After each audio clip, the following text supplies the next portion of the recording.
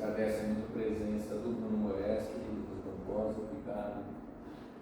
Possibilidade de dialogar com vocês nesse trabalho, Renato.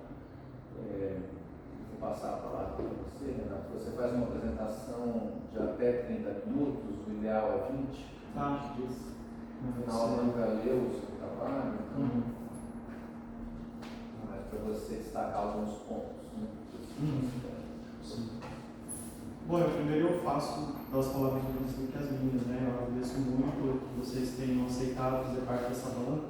Os preparativos dessa banca, eu comentei para ele que eu tinha ficado muito feliz assim, com a formação que no final nós tivemos. Eu primeiro agradeço ao Bruno, que foi uma pessoa com quem eu tive já algum contato antes com as leituras, né, do grupo de estudos do Gaia. Querendo ou não, influenciou muito o trabalho e acaba por expandir o meu conhecimento nesse campo de estudo. Também agradeço você, Lucas. Acho que a gente nunca conversou pessoalmente antes, mas eu já conheci o trabalho do internet da professora Gisele Ligman. E eu sei já que você já antecipou, já discutiu muito desse material que eu trago aqui. Então, com certeza, a contribuição de vocês é muito cara, muito rica para mim. E não posso deixar também de agradecer ao professor Wisnik pela contribuição contínua que você teve, né, ao longo desses anos aí que eu estou carregando no mestrado, não só como meu orientador, mas também dando suporte nos momentos mais difíceis que a gente teve. Mas enfim, essa dissertação é o resultado de anos de decantação, de aproximação nesse campo de pesquisa, eletricidade, tecnologia, arte, ativismo. E evidentemente eu não tenho aqui a intenção de reproduzir, né, todo o trabalho na íntegra, senão a gente ficaria aqui por muitas e muitas horas. Mas eu vou tentar então fazer esse exercício de síntese, explicitando alguns pontos. Vamos lá. Então, essa dissertação ela tem como tema de pesquisa uma análise crítica desse processo de difusão dos dispositivos digitais que aconteceu ao longo das últimas 3 décadas nas grandes cidades globais, dando ênfase, sobretudo, para o contexto paulistano. Essa pesquisa ela também analisa as práticas artísticas e do ativismo digitais que acabam por ficar sujeitas a essa condição estética e política que se produziu, né, pela instrumentalização urbana. Logo aqui de começo, existem ainda 2 termos muito fundamentais da pesquisa que é necessário que eu faça uma definição mais clara. Assim. Primeiramente, o conceito de instrumentalização que eu uso, ele parte de uma convergência. Eu adoto ele de uma apropriação crítica e convergente de toda uma parte teórica que eu fiz para a pesquisa, mas, sobretudo, eu cito um autor chamado Adam Greenfield, que no livro dele, Against the Smart City, ele usa um parônimo instrumentation, na verdade seria instrumentação, no qual ele está se referindo às ações de medição e de controle de dados. Mas eu uso aqui o termo instrumentalização, inclusive muito agradecido pelo apoio do Ronaldo Lemos, que participou da minha banca de qualificação, porque a gente entende que essa ideia de cidade instrumentalizada possui 2 sentidos muito distintos, porém complementares. Primeiro, da cidade que é munida de instrumentos, ou seja, que é munida de dispositivos digitais. mas ao mesmo tempo a cidade que se torna um instrumento de algo ou alguém. Já o conceito de dispositivo digital que eu uso, eu faço referência a um conjunto de tecnologias que são desenvolvidas a partir da linguagem algorítmica, como transmissores de rede sem fio, sistemas de geolocalização e circuitos de vigilância, que, por estarem inscritos em relações de poder econômico, político e militar, elas acabam por ter uma função estratégica muito bem delimitada, porque, por consequência, elas acabam por se assimilar muito bem a uma interpretação de dispositivo que o filósofo italiano Giorgio Agamben usa. No caso, os dispositivos são aqueles instrumentos capazes de capturar, de controlar e de orientar as condutas e opiniões dos indivíduos. Então, o nosso encontro com esses dispositivos, ele alterou de uma forma muito profunda a forma como a gente compreende a cidade. Isso é observável não só no campo da economia e das políticas locais, mas também na ubiquidade, com que eles permeiam o nosso cotidiano e, por consequência, influenciam nossa cultura urbana. Porém, por trás dessa difusão de dispositivos digitais, como eu acabei de citar, existe um conjunto de agentes estatais, militares, econômicos e sociais que estão interessados na instrumentalização da cidade como uma forma de influenciar no funcionamento do mercado financeiro, na produção do espaço urbano e também na mobilização de recursos públicos e privados. Assim, para que eu pudesse dar sequência a essa análise, no estudo entre dispositivos, cidade e cultura urbana, foi necessário que primeiro eu circunstanciasse as paisagens de poder que imprimem nelas as suas intenções.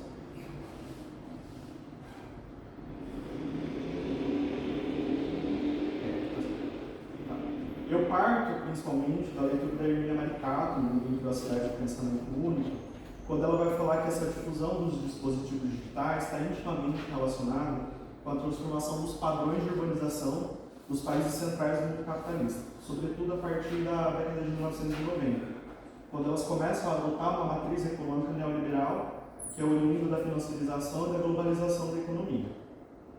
Essa matriz, ela se caracteriza, de uma forma geral, por privilegiar a mobilidade dos fluxos de capital a fim de tornar as cidades mais competitivas. E, paradoxalmente, para que ela consiga, vamos dizer assim, romper os lastros físicos dessa economia do capitalismo financeiro, ela acaba por investir em grandes, vamos dizer assim, em grandes obras massivas de cabeamento de redes de dados, e também, por exemplo, fazendas de servidores, etc.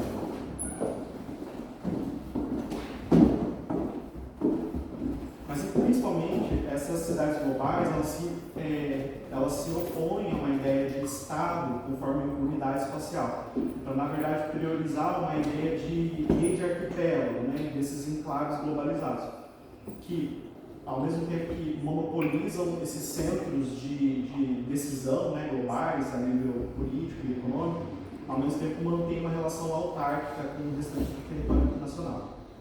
Consequentemente, essa necessidade que a cidade global imprime de uma modernização urbana e tecnológica constante cria um subterfúgio, uma justificativa para uma concentração de investimentos muito grande numa região restrita da cidade. No caso de São Paulo, por exemplo, durante a gestão do Paulo Sônia Maluf, isso aconteceu na região sudeste da cidade, ao longo da margem do Rio Pinheiros, né? Então, isso acaba por promover uma representação específica de cidade, no qual a Hermínia vai chamar de cidade oficial, no caso, em detrimento do que é de fato a cidade real. Já o Stephen Graham, ele vai entender que a disseminação dessa urbanização no molde do capitalismo financeiro está diretamente relacionada com o aumento da desigualdade social e a polarização extrema das cidades em desenvolvimento. E que isso, por consequência, faz eclodir muitas práticas militarizadas de controle.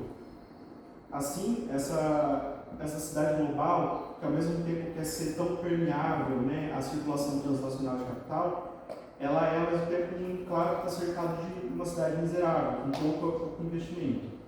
Então, os dispositivos digitais que estão aqui empregados, eles desempenham um papel duplo, não só nessa flexibilização dos fluxos de capital, mas também para conter uma ameaça de entre aspas, uma massa humana redundante, né, a acumulação da economia neoliberal. Então, mesmo que essa relação entre tecnologia militar e desenvolvimento econômico não seja novidade, né, isso não vem agora, do século XX, a discussão, porém, de como essa genética militarizada dos dispositivos ela ainda permeia os usos civis das tecnologias é muito pouco explorada. Vide, então, essa minha aproximação com o trabalho do Stephen Graham, porque ele vai entender que a partir do momento que essas as grandes disputas geopolíticas elas começam a se deslocar para o espaço urbano, né, ao fim do século XX, mas sobretudo no século XXI, a militarização e a violência, por consequência, também moldam a experiência urbana. Tá. Isso se torna, obviamente, muito explícito nos atentados de 11 de setembro, né, que fizeram inaugurar o que o Stephen Graham chama de um novo capítulo da história da violência urbicida. Porque os espaços urbanos e privados, assim como a infraestrutura da cidade, elas tomam um estatuto de se tornar um alvo permanente de violência. E, por outro lado, as práticas militares que são decorrência, né, dessa luta antiterrorismo, no caso, ela passa a pressupor que todos os civis que compõem a cidade são insurgentes ou reais ou em potencial, e, portanto, são legitimamente passíveis de serem monitorados e controlados. Porém, a gente pensa que, enquanto no norte global, essa retórica, né, da militarização, ela está muito apoiada nessa ideia de uma guerra ao terror, no sul global a gente não tem tanto isso. Na verdade, é uma coisa mais impulsionada pelo combate a uma criminalidade. Ou no Brasil, é o que a gente vai chamar de um sentimento difuso e constante, na verdade, de medo, que com certeza é muito reverberado pela mídia e pelas próprias redes político-eleitorais. Entretanto, mesmo que elas tenham, vamos dizer assim, entre aspas, inimigos muito distintos, o fundamentalismo econômico que atravessa essas cidades neoliberais atravessa de uma forma muito semelhante, ou seja, exige, né, nesses esforços de militarização a preocupação de combater qualquer tipo de agente que perturbe a hegemonia do capitalismo neoliberal. Então, assim, em detrimento da cidade real, né, como a gente comentou, que tem necessidades concretas e está em miséria, tem muito menos investimento do que de fato essas cidades oficiais, a representação da cidade oficial ela adota muitas estratégias retóricas a fim de colonizar o imaginário civil e continuar se promovendo como uma única alternativa adequada de cidade. Nisso, a retórica mais popular, e que eu fui me aproximando assim, já há bastante tempo, né, com o trabalho do Alan Greenfield e da Raquel Renault, é o das Smart Cities. E ambos esses autores eles convergem para uma definição bastante semelhante, que é a da cidade que ela está subordinada a uma difusão de dispositivos de captação de dados, né, e que a análise desses dados e o armazenamento é feito por grandes empresas de tecnologia, como por exemplo a IBM, a Microsoft e a Google. Mas quando a gente faz uma análise da retórica dessa Smart City, a gente pode observar que, apesar dela encarar a cidade como algo, ela vende, né, quase como realmente uma parte publicitária, assim, vender que a cidade inteligente ela pode ser perfeitamente compreensível ou mensurável por esses sistemas tecnológicos, transparentes, imparciais, ela ofusca a realidade de que a autoria desses algoritmos ela é intrinsecamente política. E ela pode, muito pelo contrário, contribuir em exercícios de violência e de exclusão. Então, contemporânea a essa dissertação, inclusive, assim, escrevendo o trabalho e vendo essas notícias, né, tomando forma,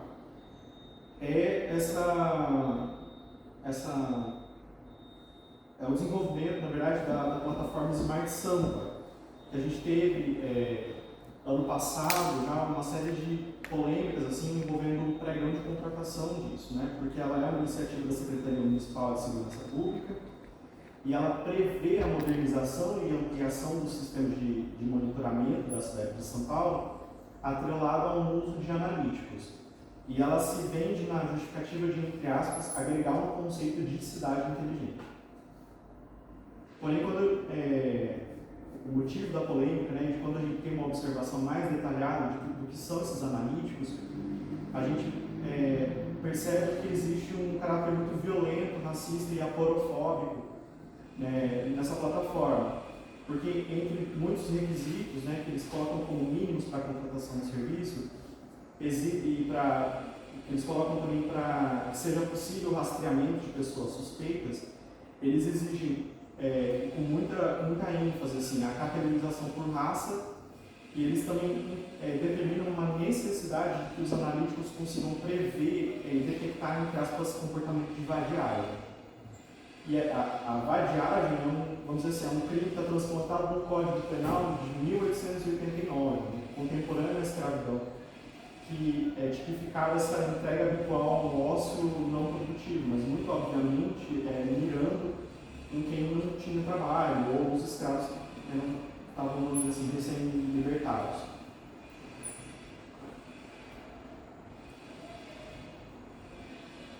Então, a manutenção do imaginário dessas cidades instrumentalizadas, ela se deve a uma construção de uma retórica, de uma estética muito específica, que não são apenas mediadas por dispositivos, mas ela se faz intrinsecamente pelos dispositivos em mente. Como é de se imaginar, porém, esse processo de colonização e instrumentalização ele não se deu totalmente sem percalços, né? E muitos exemplos das práticas artísticas e do ativismo digitais, eles operam nos mesmos dispositivos e nas mesmas chaves estéticas para denunciar e combater essas táticas de monitoramento, de controle e de violência.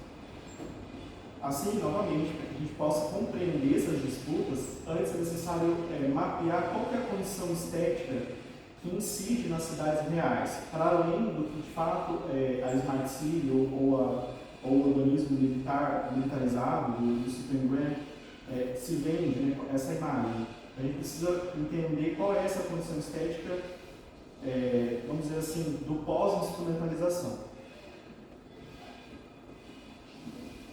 Aqui vem a chave, então, que é a conceituação do Rem Koolhaas da ideia de espaço lixo, que ele usa essa expressão para sintetizar a contradição estética e espacial que permeia as cidades globais.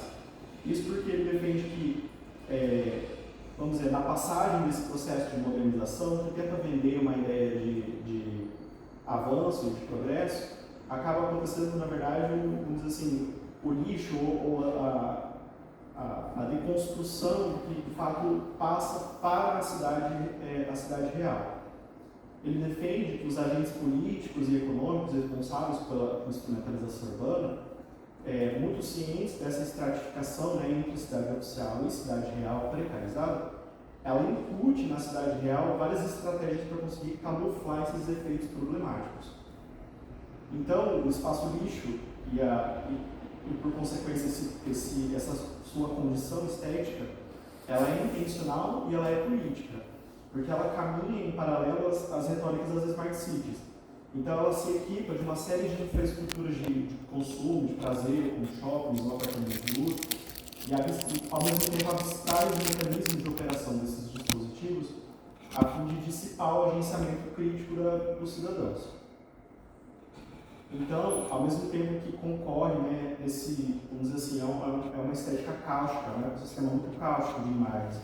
Se por um lado a gente teve uma expansão do mercado de criptoartes, eu cito no trabalho, por exemplo, o Bored Ape, então são essas criptoartes, esses NFTs de macaquinhos e tal, ao mesmo tempo isso ocorre concomitantemente a um extrativismo desenfreado de moedas virtuais no sul global. Como, por exemplo, essa imagem que eu achei fantástica, que é uma mesquita no Irã, o qual eles implantaram uma fazenda de mineração de moedas, justamente porque nesses países existe um incentivo, vamos dizer assim, uma isenção fiscal no gasto de energia elétrica. Então eles foram lá e instalaram essa fazenda legalmente para conseguir fazer a extração disso.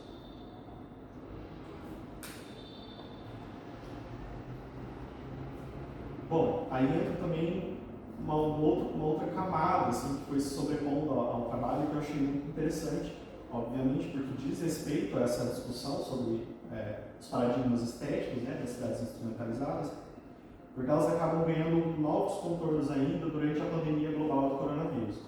Isso porque as medidas de precaução, né, contra a propagação do vírus, elas acabam por enunciar uma cultura urbana de isolamento muito oposta, né, a essa ideia vamos dizer assim, do fluxo contínuo, da mobilidade do capital, das pessoas nômades, né, dessa economia neoliberal.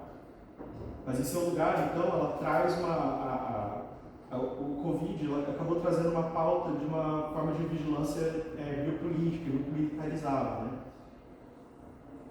No contexto brasileiro, porém, é importante destacar que a ingerência federal diante do combate ao coronavírus deu vazão a uma série de levantes populares que atualizaram as estratégias audiovisuais, né, de mobilização popular em projeções de grande escala. Aqui eu cito, por exemplo, o coletivo Projetemos, que eles fizeram, essa é mais recente, essa aqui é do começo do ano, mas de todo modo é representativa de como eles, a partir dessas projeções, nas próprias janelas das suas casas e apartamentos, já que é um coletivo, né, colaborativo, acabam viabilizando sua presença na polis a partir das janelas do isolamento. Então eles convertem essas antenas e fachadas em novas árvores durante a coronavírus. Ainda que, novamente, né, essa forma de produção artística e de ativismo, ela não seja conceitualmente inédita, ela se alinha a uma natureza política e estética de um novo vocabulário visual que vem sendo gestado durante essas últimas décadas, que são imagens mais espontâneas, mais infiltradas, que desafiam narrativas oficiais de nitidez e de controle e também a própria hegemonia de quem controla a visualidade das imagens, né? Se a gente pensar, então, como Jacques Rancière afirma, que a estética ela não é necessariamente apenas uma teoria geral da arte, mas sim um modo de articulação e um modo e as maneiras de como fazer e tornar algo visível, a gente consegue, então, concluir que essa nova gramática da arte do ativismo digital, ela tem uma intenção extremamente estratégica.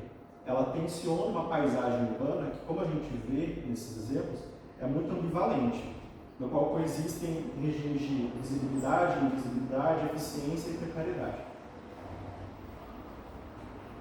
De fato, então, essa nova visualidade da política, ela deixou de ser monopólio do Estado e da grande mídia, se difundindo, na verdade, uma constelação de produções simbólicas, onde a imagem ela deixa de ser o vetor do embate político ou do embate social, mas ela se torna o campo privilegiado desse embate.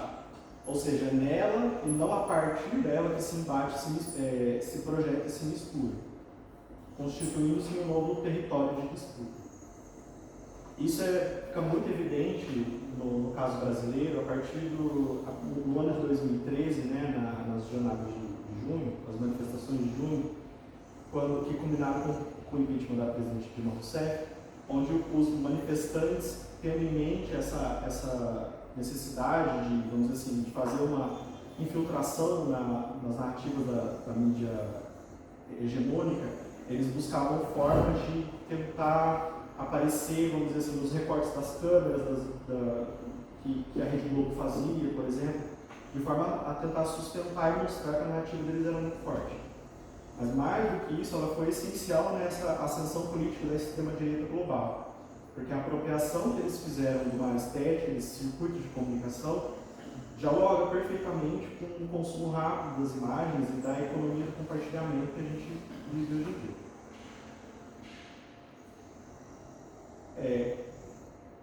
Porém, é muito importante frisar que essa difusão das imagens ela não seria tão efetiva numa questão política não fosse a capacidade técnica dos dispositivos de analisar padrões de informação dos próprios usuários e conseguir antecipar ou direcionar esses conteúdos de forma que os grupos, vamos dizer, atingidos por isso fossem efetivamente influenciáveis. Um exemplo muito categórico nisso é o escândalo da Cambridge Analytica, que aconteceu, que pode ter influenciado, no caso da eleição do Trump e também do Brexit, né, no Reino Unido, porque, vamos dizer assim, o uso de dados dos usuários do Meta, antigamente era o Facebook, acabou sendo utilizado para direcionamento de um material político que, de fato, vamos dizer assim, fosse mais, tinha uma capacidade de influenciar muito maior. Portanto, essa naturalização da imagem digital, tendo em vista, né, esse potencial dos dispositivos, nessa naturalização incide um desafio que é incontornável hoje em dia, que traz então esses riscos éticos e políticos muito grandes, não só pelo desenvolvimento técnico do dispositivo, mas também porque ele é capaz de emancipar as imagens do seu laço com a realidade. Hoje em dia, até conforme o encerramento da dissertação, começa uma profusão muito maior da discussão sobre imagens produzidas por inteligência artificial, ChatGPT, etc. Demonstra ainda mais esse caráter incontornável. Ao fim, então, a gente concorda, eu concordo, que a democratização dessa visão computacional, ela com certeza facilita o nosso trato cotidiano com as imagens da contemporaneidade. Mas a gente tem que se questionar se a naturalização dessa visão computacional, enquanto norma, né, para a expressão visual da cultura digital, se ela não cerceia, ou se ela não incide um risco de cercear as estéticas que são dissidentes, ou que vão realmente dialogar contra ou entrar em embate com essa condição estética e política que a gente vive no processo de instrumentalização. Sendo assim, as práticas artísticas e do ativismo digitais que denunciam essa instrumentalização pesam um desafio duplo. Não só porque ela está embutida numa condição política, social e geográfica, vamos dizer assim, bastante complexa, mas também porque ela opera numa mesma chave estética que é passível de neutralização, já que é um dispositivo, então ele opera no mesmo circuito digital. Por fim, assim, de todo modo, quando eu começo a fazer uma aproximação com quais são as experimentações da arte e do ativismo digitais possíveis nesse cenário, é muito necessário remeter, então, que a manutenção das cidades instrumentalizadas, ela depende de uma noção de uma cidadania muito fraca, muito higienizada, onde o espaço público está muito empobrecido e muito subjugado a esses mecanismos ideológicos, né, de guerra permanente ou de otimização de fluxos da Smart City. Mas como ela defende a Claire Virchow, isso indica que as estratégias que podem vir a suscitar esse embate, elas devem se direcionar rumo a um agenciamento em rede, que estariam motivadas a uma identidade coletiva, que privilegia a descentralização e a democratização desses dados. Ainda que seja, então, de fato, uma tarefa muito árdua, que corra esse risco de ser capturado pelos dispositivos, essa mobilização cultural e política, ela é fundamental para reivindicar novos conceitos de instrumentalização, novos conceitos novos paradigmas de segurança, de militarização da cidade, que seja, ou paradigmas econômicos que sejam mais adequados às questões reais das cidades globais, de modo que a gente possa embasar geografias que sejam verdadeiramente democráticas. E é isso, eu espero que eu tenha sido suficientemente sintético. Está ótimo, obrigado. Sim, foi claro, e agora eu passaria a palavra, porque aqui na dúvida acho que o Lucas é o mais.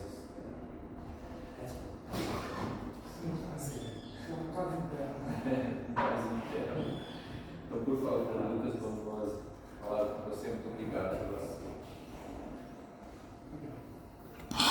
Bom, também queria agradecer essa oportunidade de contar com a sua pesquisa e com contato com o Bruno, que há tempos não ouço, mas eu o leio bastante e acompanho, então é uma responsabilidade estar aqui do lado desses dois. Né? O Guilherme foi da minha banca de doutorado, na FAO também, onde eu abordo questões nesse campo. Então a gente tem um cruzamento em comum aí, isso torna um convite bem simpático e afável. Bom, vou começar fazendo algumas observações já. Eu gosto muito, Renato, de você ter colocado no título e comentado ao longo da situação toda esse novo vocabulário, né, essa nova gramática, né, acrescentar, enfatizar isso como um novo vocabulário visual na contemporaneidade. Né. Essas novas gramáticas elas acabam montando semânticas, possíveis semânticas dissidentes também. Né. São desdobramentos que me ocorrem, então, muito ao longo da leitura, eu ficava imaginando que se existe uma nova gramática, o que está sendo dito com essa nova gramática, que sintaxes semânticas são essas. Então, isso é um ponto a minha leitura acabou se dando muito a partir desse viés. Uma leitura de uma escrita que eu acho boa, uma boa escrita, boa, uma costura entre assuntos que são aparentemente desconexos e que você faz com uma boa desenvoltura, né? Na argumentação e na escrita mesmo, em bom português. Né? E acaba evidenciando um pensamento panorâmico que em alguns casos pode ser visto como aquém do que seria profundo, né? Mas eu gosto desse pensamento panorâmico porque enfrentar esse contemporâneo que você faz é um desafio. E acho que o contemporâneo requer menos profundidade, mais uma visão móvel, uma visão que se atente a uma angulosidade maior, né? Não uma profundidade mais certa. Né? E vejo que a escrita contém também um certo humor, uma perspicácia, o melhor estilo de uma das referências, da maior referência, talvez sua mais citada, é José Ribeiro. Uma escrita em militância, uma militância que eu vejo como necessária. Então, e nessa gramática, você coloca um ponto-chave também, que são os dados. Né? Apesar de eu não ver um adentramento muito grande na discussão dos dados, né? Da Big Data, por exemplo, né? Dados pessoais. Então, vale ressaltar que para entender assim, a economia hoje, né, é importante pensar os dados. Foi a revista The Economist, em 2017, que lançou uma frase, né? Dados são o novo petróleo. Né? A frase era: o recurso mais valioso do mundo não é mais o petróleo, mas os dados. Né? E é isso que evidencia algo que está diante da nossa visão, por menos profundidade que a gente queira ter, é de que o poder migrou, né, nas mãos de um campo para outro, do campo do petróleo, da indústria pesada, do campo das informações. Né? Então, e essa ênfase, eu acho que é por isso que a gente está discutindo os marxistas, é por isso que a gente está discutindo a cidade. Né? Acho que a discussão da cidade vem, né, do que há uma mudança de paradigma, não é mais talvez o carro. Né? Isso o Guilherme já apontou em textos anteriores, aqui algum link aponta, eu falo, é uma discussão interessante na minha Então, por aí me falta, né, nessa discussão dos dados, me falta um pouco, me vem a ideia um pouco, né, da Shoshana Zuboff, né, que escreveu em 2019, Capitalismo de Vigilância, né, de como essa mineração de dados vem gerando esse uma nova era, de uma nova gramática.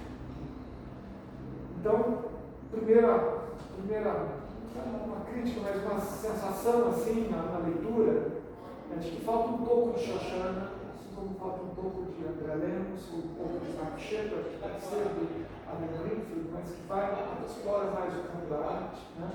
Um pouco do Manuel Castells, que tem a base, a estrutura de tudo isso, David Harvey, com certeza, né? Um um pouco para discutir o que é entre antropoceno, dar nome, né, a isso um pouco, que não é, que acaba tendo esse, a gente acaba identificando, a Gisele enfatiza isso também bastante, vamos chamar de capitaloceno, né? O que acontece ao nosso redor tem nome, né? Não falta um pouco de Fernanda Bruno, um pouco de Kelly Easterling, um pouco de Selena Savic, um pouco de Felix Tauber, um pouco de Donna Haraway, talvez, né? Mas eu queria dizer que eu não acho nada disso mandatório. Eu acho que cada um aproxima de um tema, às vezes, por outras formas, né? São formas diferentes de tangenciar o mesmo tema, né? Por bordas distintas, já que a gente está falando de um corpo bastante mutante. Né? Então, assim como vejo essa sua abordagem com proximidade com o Guilherme, com o Bruno, eu também vejo com eu, então acho que é uma conversa aqui que me dá de fato prazer em tê-la, né? Em ouvir também. E a gente não precisa repetir os meus autores e discursos, cada um de nós vai ter o seu conjunto de autores favoritos. Né? E senti também um pouco mais, por falta de um debruçar sobre a própria cidade, né? Sobre a Avenida Paulista, a Guerrinha, a Faria Lima, a Cracolândia, o Minhocão, né? Abordar um pouco mais do que a cidade tem de hertziano, sem querer puxar a abordagem do meu lado, mas o espaço hertziano está na cidade há 40, 50, 60 anos, a Avenida Paulista, eu posso ver isso também. O smart da cidade ele já povoa a cidade de alguma forma, apesar de não ser notoriamente visível. Né? Sim, se aborda o detecta. Acho fascinante ter abordado as portas interativas, né, que acabaram não sendo implementadas, né, foram retiradas. Né? Não sei o absurdo, né? Sobre o Smart Santa. Né? Eu falo que é um absurdo, um comentário parênteses aqui, porque eu tinha ouvido falar muito brevemente das portas interativas, né? E está no seu texto uma frase: a tecnologia permitirá contabilizar quantos usuários do metrô viram aquela propaganda e também sua reação em relação ao conteúdo. Né? Não, na verdade, isso é uma descrição do Via 4, né? É implementador. Né? Mas você coloca assim, né? Visando mais efetividade de troca de mensagens importantes ou mesmo o incremento de vendas. Né?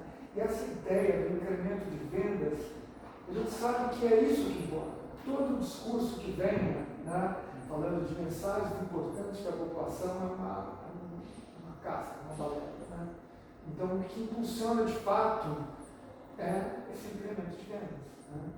E são as tecnologias que estão a serviço de alguma outra coisa e não do nosso conforto. E quando a gente traz esse conceito smart para uma raiz comum, né, o André Lemos, do qual também sinto um pouco falta dele, ele lembra que essa raiz smart, né, ela tem um anagrama: Self-Monitoring, Analysis and Reporting Technology. Né? Isso que caracteriza o smart. Não exatamente assim, são as tecnologias smart. Muitas delas são denominadas smart, não porque elas são espertas ou inteligentes, mas porque elas têm essas características que a indústria colocou como parâmetro. Isso atende ao critério do smart ou não atende? Né? E que tem pouco a ver com inteligência, mas com monitoramento, com auto-monitoramento e análise, né, de dados. Então, isso busca, isso traz a questão que eu acho que importa, que é a gente começa a identificar que tipo de tecnologia estão nos vendendo, estão nos dourando, né? nos mostrando como ideais de um mundo, de um futuro em que tecnologia e a tecnologia social conviveriam. Então, vem essa questão que você coloca em alguns momentos, mas eu faço questão de enfatizar, né? Você coloca em outras palavras, mas qual cidade? Para quem? Né? Quem tem direito a essa bolha digital, o acesso a esses serviços digitais sem escola? Quem vai ter direito a isso? E a gente sabe que mesmo o Estado de Direito, que permitiria a gente ter direito a essas tecnologias, né? As próprias benesses do Estado de Direito não são disponíveis para todos. Né? Um filme que eu acho muito importante, Ken Loach, Eu, Daniel Blake, né? Que ele é um filme que denuncia a burocracia e as mazelas do sistema de previdência social britânico, né? Que é sempre citado como um modelo, uma referência a ser copiada por outros países, porque é um país muito fácil de controlar, que é uma ilha, né? E porque Londres tem uma tecnologia, ao berço do capitalismo, tem uma tecnologia sedimentada, né? Mas mesmo ali, né, não sei se você conhece o filme, esse personagem ele não consegue ter acesso a um serviço, a um benefício, né, da Previdência Social, porque ele não consegue ter acesso à internet. Ele não consegue entender o sistema. Não consegue ter acesso à conectividade. Tem acesso, mas a lógica da internet não serve para ele. Ele não se encaixa em nada. E isso a gente não precisa nem voltar ao Milton Santos, os homens lentos, mas a gente sabe que é latente no país como o Brasil. Né? E que essas tecnologias não vão ser democratizadas, né, num nível minimamente ideal. Né? Londres continua sendo a cidade, né, mais vigiada do mundo, agora fora da China. Né? Tem 5 cidades na China mais vigiadas que Londres, eu digo em câmera per capita. Né? Londres tem uma câmera para cada 15 habitantes. Né? Isso faria da cidade um pensamento, faria esse pensamento de uma cidade smart. Né? Um outro parênteses aqui, eu fiz meu mestrado na Inglaterra, foi um mestrado de 4 anos, né? E ele era um MPhil, e ele estava analisando vigilância na Inglaterra. Quando eu vinha para cá discutir vigilância, era muito pouca revelação. A primeira questão que me falava na academia, inclusive, era, então, talvez você seja contra a segurança. Né? E essa questão da segurança também tem um outro vídeo que vem nessas questões. Bom, algumas outras. Eu esqueci de colocar no timer. Está tranquilo. Tinha um timer para cutucar, mas achei muito boa Você foi 15 minutos até. Que ótimo. Trazer o Junk Space do Koolhaas, né? E eu faria, para mim, é quase imediato na relação disso com a imagem pobre, da Rita Israel, né? Que se tornou um texto clássico, um texto talvez de 2007, 2008, né? E que comenta a abundância de imagens de baixa resolução que a gente convive. Alguns poderiam dizer, mas isso esse já não serve. Não, ele continua servindo. Surpreendente, ele continua servindo como base do conceito e como as imagens, por mais que o HD, a alta definição, tenha entrado nas comunidades, nas favelas, nos lares, né, a gente ainda absorve, na maior parte das vezes, do dia, imagens de baixa resolução. Poderiam ser um equivalente ao Junk Space do Koolhaas, né? Então, essas analogias com a imagem pobre, né, essa de opacidade oscilante, né, entre essa baixa resolução e essa resolução ultra que tentam nos vender, de imagem polida, publicitária, tem muita coisa interessante, né, que se começa a abordar assim, já abandonou muito tempo, né? Mas é que eu ia dizendo, nessa escrita acadêmica pressupõe uma diversidade de fontes, referências, que você tem as suas preferências. Eu não tenho nada contra é só um desejo meio de ver ressoar em campos que são mais próximos, mais afetivos. Mas dentro mesmo do campo afetivo em comum que a gente tem, que é a própria José Grego, eu queria fazer um comentário aqui. Da página 48 até 52, a gente tem um parágrafo 1, que você começa de acordo com o Grego, né? Logo em seguida, sem trégua, uma citação direta da Grego.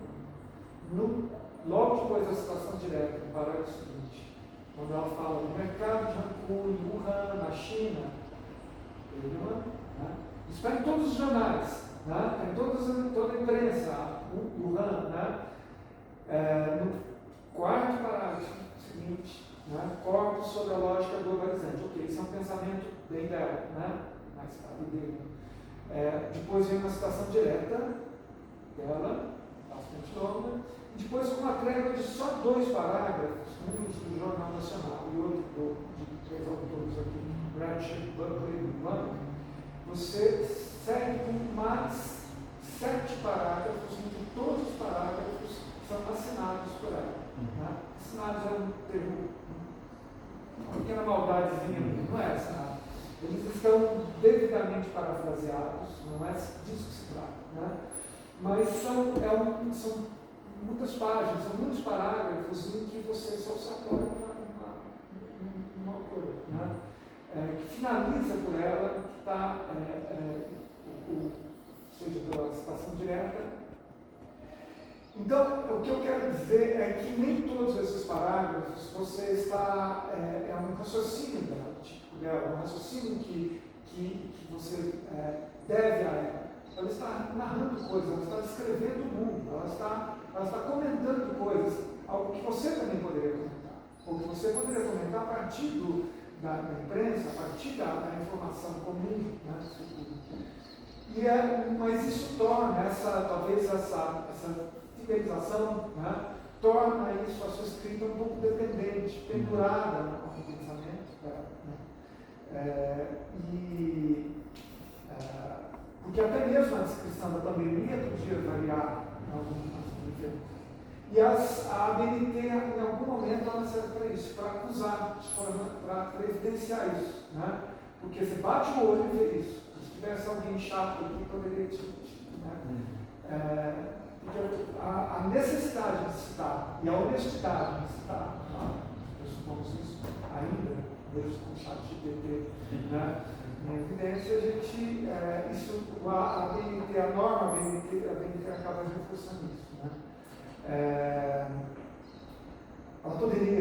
Várias dessas observações poderiam ser por observação própria. E mesmo sobre a pandemia, a gente teve discussões muito valiosas pelo Sérgio Agamben, na verdade, quase que em serviço, inicialmente, mas também do Zizek, Jean-Luc Nancy, o Bifo, né? Judith Butler, Alain Badiou, David Harvey, Bill Chauvin, Maria Galindo, Maurício Lazarato, Paul Preciado, Bruno Patou. Né? Nenhum deles consta na sua bibliografia e discutiram a pandemia com uma profundidade ou com uma lucidez muito grande. Bruno Patou, que inclusive tem um texto que convida, faz uma espécie de um texto workshop. Vamos pensar o que a gente deve fazer. Que gramática é essa que vai haver depois da pandemia? Ele não usa o termo gramática, mas é como se fosse. Né? Ele fala que atividades que suspendemos, que queremos que continue depois, e que atividades que suspendemos que a gente não precisa mais. Isso forma essa nova sintaxe. Ele convida essa sintaxe de uma forma muito explícita. Né? Então,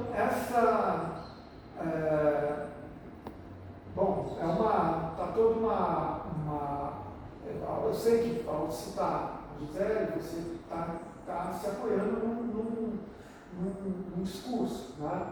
Porque esses artigos são artigos que ela publicou na Select, né? E que foram artigos que eram muito bem-vindos porque era em tempo real. A gente estava ali entendendo a pandemia e ela se arriscou a falar sobre a pandemia nesse tempo real. Né? Mas será que esse é o discurso que te interessa? Ou caberia esse discurso exatamente de uma análise né, mais distante, como a Axis fez na escrita, talvez, nos últimos 6 meses, né? Quando a pandemia já era possível detectar, né, usando parágrafos visível, invisível, desconhecido e político, né? Quanto a gente aprendeu, quanto a gente não aprendeu com a pandemia, quanto essa promessa de uma sintaxe talvez não tenha vindo.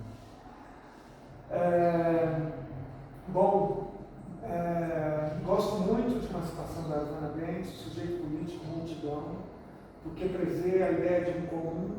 Acho que isso é uma discussão importante numa cidade instrumentalizada, né, para evitar o termo smart, né? E compartilho com você uma espécie de frustração, não sei, você não coloca como frustração, mas parece que toda perspectiva de ganho poético ou de que o ativismo sobrevive, ou de que houve um bom ativismo, ou de que esse ativismo não foi inócuo, muitas dessas amarrações vêm através do Rancière, né? A partir do sensível parece que se tornou a tábua de salvação quando não se enxerga um ganho efetivo. Aí a gente se apoia nesse ganho simbólico, nesse ganho da estética, nesse ganho do sensível, né? E que eu concordo com ele, colocá-lo como uma perspectiva de ganho, de tábua de salvação, mas no fundo eu acho pouco, pessoalmente, como alguém que está envolvido em ativismo quase diariamente, me parece pouco, assim. Eu sinto falta de que muitas das ações que eu vejo, que os meus colegas atuam, né, meus projetos junto à ocupação de julho, junto a projeções, passei a pandemia fazendo projeções, né, no começo com projetemos, depois fora do projetemos, e sinto que tudo é um pouco inócuo, tudo é absorvido, tudo se torna computável, né? Então, mas dentro do nosso conjunto de perspectivas, acho que é quase como se a gente estamos tendo, né? É o que a gente está tendo, é um ganho simbólico, né? Mas eu acho que caberia a gente, insistir mais um pouco nisso, fuçar mais, assim, né? Tem os projetos do grupo, tem os projetos do André Lear, que está defendendo agora uma tese de doutorado muito parecida com a sua, né? Não sei se já defendeu na falta, orientando da Gisele também, né? Mas será Bruno Sartori, né, para a gente pensar, alguém está usando inteligência artificial, né, reconhecimento facial, né, deepfakes, agora deepfakes sem falar nele, né? É um nome a ser enfrentado, né? E eu ia mencionar aqui uma autora muito predileta aqui atualmente, que é a Melissa, mas é um pouco complexo, mas todo o aspecto dela falar da performatividade, quanto a cidade performativa, ou as tecnologias ligadas ao smart, às cidades, né, que começam a ter serviços digitais, performam uma ideologia. Né? O que ela coloca é que se o espaço também é informação, se a cidade passa a ser informação, e ela é informação já há bastante tempo, né? Seja em outdoors, em luminosos, em placas de sinalização, em arquitetura, em carros, em fluxos, né? Então, ela diz que haveria algo como um software, um sistema operacional determinando o desenho e a lógica da cidade. Se a informação tecnológica tem um desenho aí, né? Então a gente poderia dizer que a arquitetura dessa infraestrutura, né, evidencia protocolos, rotinas, né, e esse algoritmo. Eu acho que entender melhor esse algoritmo, o que há em comum nessas cidades, mais ou menos os marcos, né? Elas estão performando. Né? Essas tecnologias estão performando. É um pouco voltar à raiz que o André Lemos disse. Elas estão performando a coleta de dados, para quem, como quem vai ter acesso a isso. Né? Bom, tentando finalizar aqui, gostei muito do Alerta Santa Maria, acho que caberia explicar mais, porque é um exemplo, né, concreto de ação multitudinária, comunitária, coletiva. Né? A gente precisa de mais disso, a gente precisa acreditar mais nessas iniciativas. E dentro da academia, isso aparecendo, a gente endossando essas iniciativas, elas ganham relevância, porque outros são estudados, outros são atrás. E a sua descrição dela, ela é quase que ofuscada por um projeto do austríaco, né, o System 77, Então, acho que faltaria um pouco mais dessas mobilizações que revertem, que são dissidentes, né, dessas tecnologias. Então, um exercício para você pensar agora, né, não discutir uma resposta aqui, mas que outros aprofundamentos, ou que panorâmicas, para onde a gente tem que apontar nossa panorâmica, usando a referência inicial, que é uma visão panorâmica, para a gente enxergar melhor essas ações que estão se valendo de tecnologia. Como a gente se encantou com o Twitter sendo usado na Praça Tahrir, no Cairo, né? Como a tecnologia finalmente na mão da multidão. Né? E isso parece que nós estamos perdendo, né? Nós estamos perdendo nós, artistas, pesquisadores, atuando nesse tecido, vítimas dessas tecnologias smart, porque a gente até tem acesso a algumas delas, mas eu temo que um acesso limitado, um acesso de consumo. Né? Eu sinto, o meu pesadelo é me tornar um Daniel Blake no filme que em algum momento não encaixar mais. Isso vem verdade. Vem com a obsolescência, vem com o não acesso à tecnologia do momento, porque seu sistema operacional não funciona mais, porque seu celular se tornou, né, incompatível com o que estamos oferecendo. Por final, tem vários dos links que não são acessíveis, porque ficaram em página que sumiu, e muitos são que está para a Folha de São Paulo, que é para assinante e tal. Né? Isso não sei como resolver. Né? Tem alguns contra-exemplos, na minha visão, né? Que não são exemplos contundentes, que acabam reiterando o que você está dizendo. Por exemplo, quando você fala da estética precária de disseminação e compartilhamento de imagens a partir da jornada de 2013, né, junho de 2013, como uma estética da precariedade, né, de compartilhamento, né, e que isso teria se tornado uma estética da direita, da ultradireita, né, não é isso que eu vejo. Eu vejo que a estética da ultradireita é uma estética super-homem, de filmes de ação, de Rambo, computer graphics, né? Basta você ver o universo Moro Bolsonaro, né? que é feito em campanha deles, né? Não impulsamente. Né?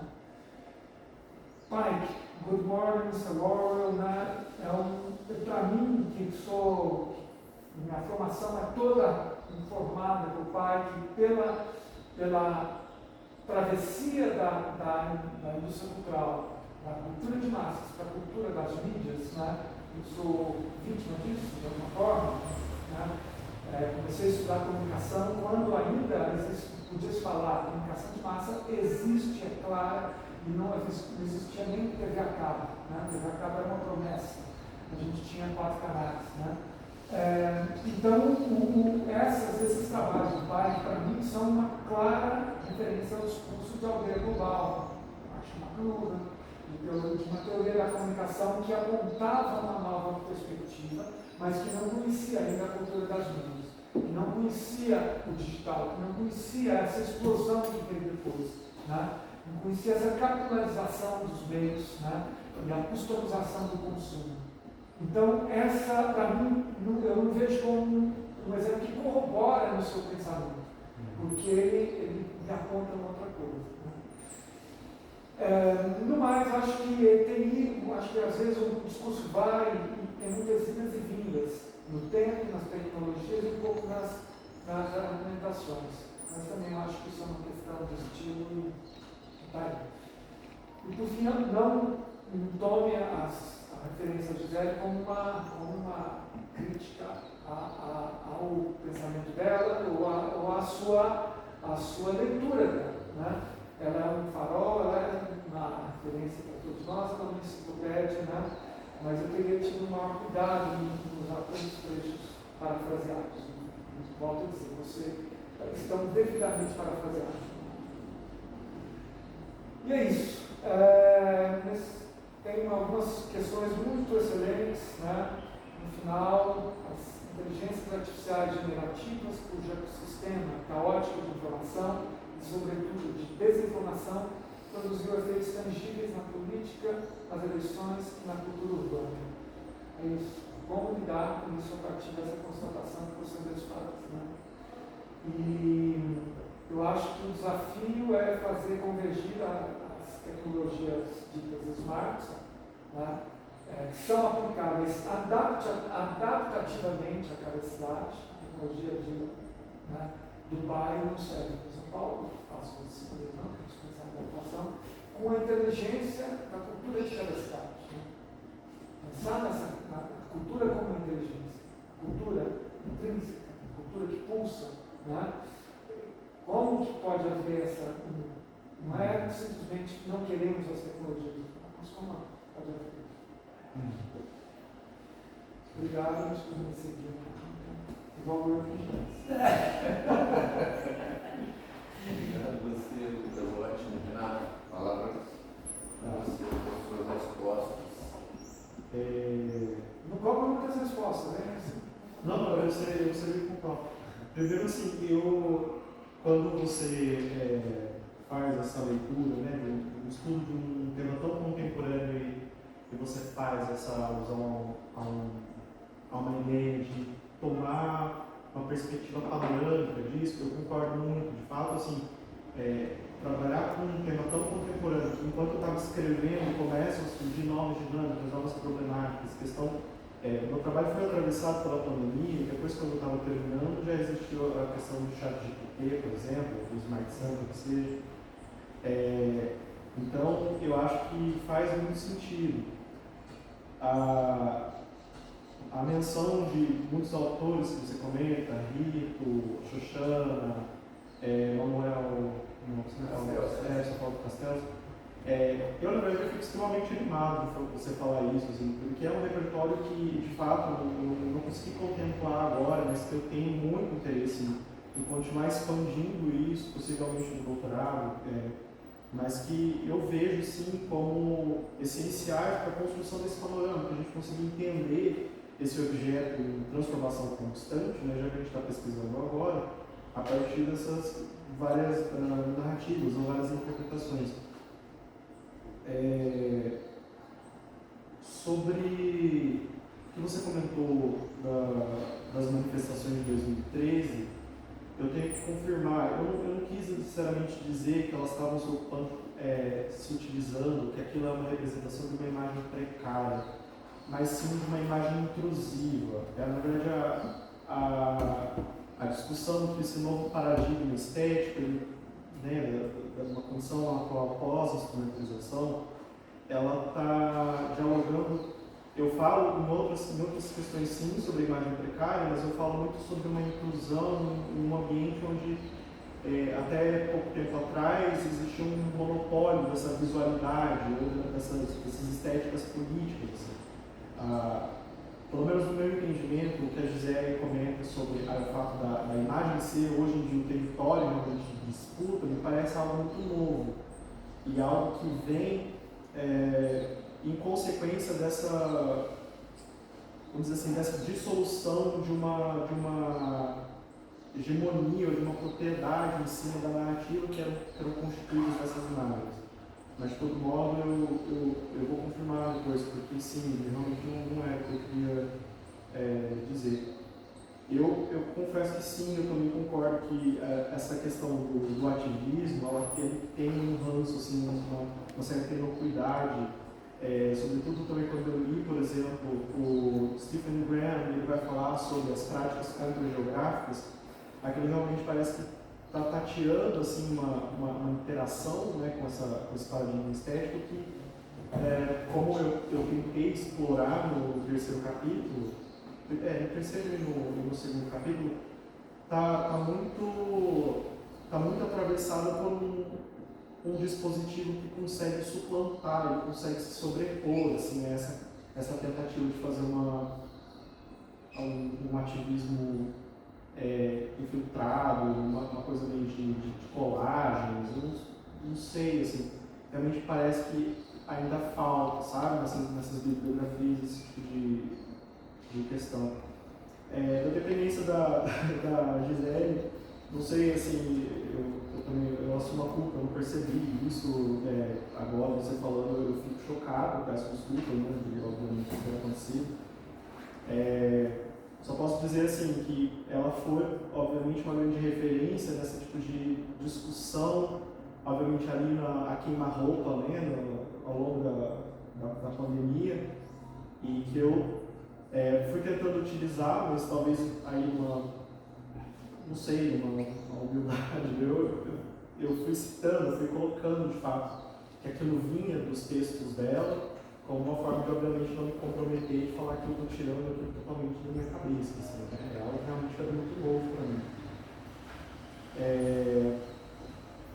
Sobre a análise dos bancos de dados, eu tentei mais ou menos tatear isso ao longo da pesquisa, mas eu concordo contigo sim, que é um campo muito amplo ainda de discussão para uma compreensão mais profunda, né, sobre esse processo de o quão ampla é essa influência dessas tecnologias.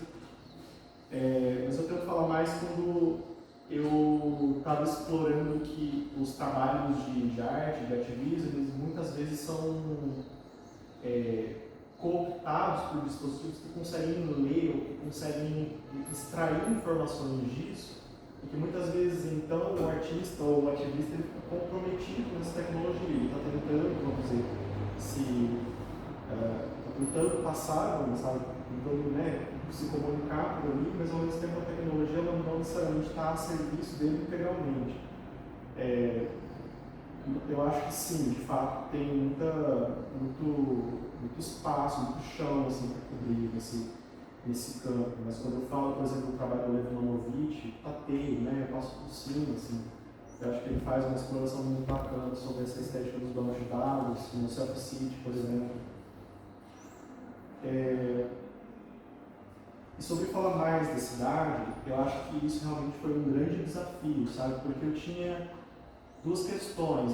Esse trabalho, ele, vamos dizer assim, ele é uma quarta versão de algo que eu já tentei entrar na FAO com outros projetos, eu já tentei falar mais de um campo muito restrito de Smart City, e eu via que era muito mais interessante, muito mais oportuno fazer uma discussão sobre, apesar de existir uma retórica da Smart City, ela consegue se difundir ou ela se, vamos dizer, ela borrifa na cidade um tipo de apropriação tecnológica muito, entre aspas, menor, por exemplo, o uso do WhatsApp ou dessas plataformas comunitárias como o Alerta Santa Maria. Isso me pareceu mais interessante.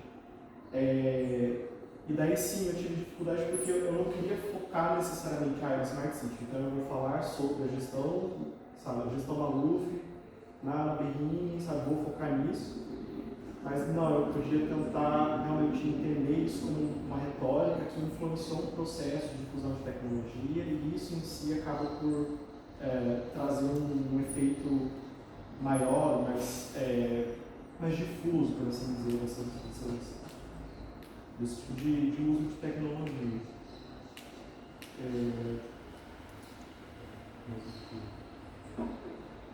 Eu acho que é isso, eu agradeço muito assim, a tua contribuição, de verdade. Você fala os autores, fala o filme, e eu já tenho vontade de ler agora. Mas é isso, eu agradeço mesmo. Está satisfeito? Maravilha. Vou passar para o Bruno só uma pergunta. Renato, você, quanto a essa questão das estações da Gisele, você justificou aqui o que você pensou, mas eu queria te ficar seguro de que você entendeu o que o Lucas te propôs em relação a isso. Sim. Ele elogiou a sua honestidade ao citar, mas te liberou. Daqui para frente você pode entender que as ideias que não são as ideias de elaboração teórica, são comentários factuais, você pode assumir essa voz. Sim. Entendeu?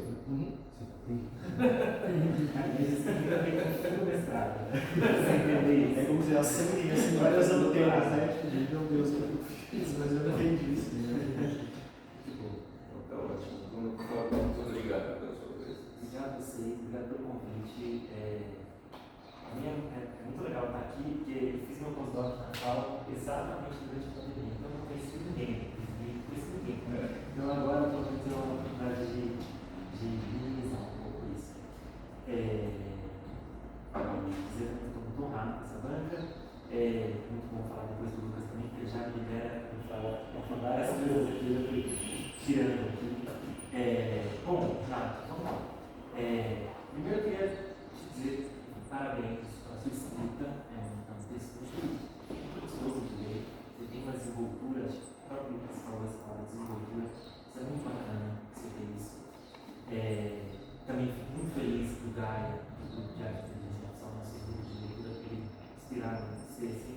E é engraçado que acho que a segunda pessoa, terceira banca que eu participo, porque a pessoa estava no grupo de leitura do Gaia. Então isso é muito legal. Inclusive porque o Gaia, o grupo de leitura, ele foi feito durante a pandemia. Eu senti muito que teve também esse momento, assim, que as pessoas puderam ler junto, discutir coisas. Que bom que isso te fez sentido. Eu acho que a questão da bibliografia, ela de fato, ela está limitada, tá? Eu acho que essa questão que o Lucas falou tem razão, não só da Gisele, e acho que da Gisele você já entendeu muito bem, acho que ainda mais que vocês gostam do vídeo. Mas é engraçado, porque ao mesmo tempo que a sua bibliografia ela é limitada, você circula muito bem com os autores que você escolheu. Isso me lembra até um pouco do meu mestrado, então eu lembro que no mestrado eu discuti um projeto que problematizava muito a questão da autoria na arte contemporânea. E eu citei usei um monte de Borges. E eu podia ter citado um monte de gente. E eu fui um pouco criticado pelo Aguinaldo Faria por um lado, mas ao mesmo tempo elogiado. Falei, que bom que eu estou lendo Borges, porque eu estou ouvindo outros nomes que eu já estava esperando. Então, acho interessante porque, ao mesmo tempo, é uma deficiência do seu trabalho, mas ela também demonstra sua capacidade também, que eu acho consciente, de escolher menos referências e poder circular um pouco melhor entre elas. Você faz isso muito bem. Acho que tem esses momentos da Gisele, você pesa um pouco, outros momentos não só para a Gisele, mas com outros autores.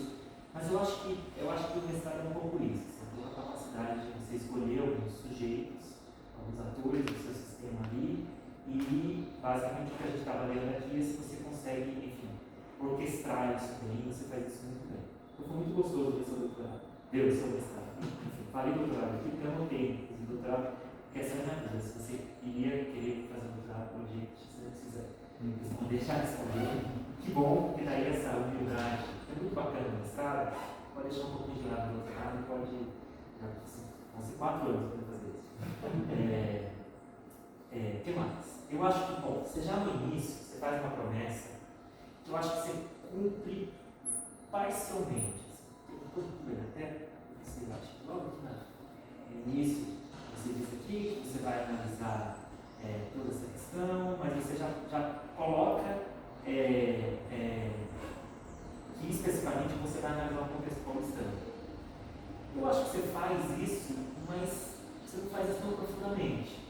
Até porque você cita outras cidades, etc. E quando você falou que você citava o contexto paulistano, eu me animei muito, porque eu falei, poxa, mas ele está em São Paulo, então é isso, ele vai experimentar um pouco a cidade de São Paulo, ele vai tirar essa noção opaca de uma cidade inteligente, que não existe, vai tirar a cidade diferente entre si, e ele vai focar especificamente na cidade. Assim, não é bem isso que você entrega. Não significa que você não entrega exemplos relevantes da cidade de São Paulo. Mas eu acho que falta um pouco essa coisa exploratória.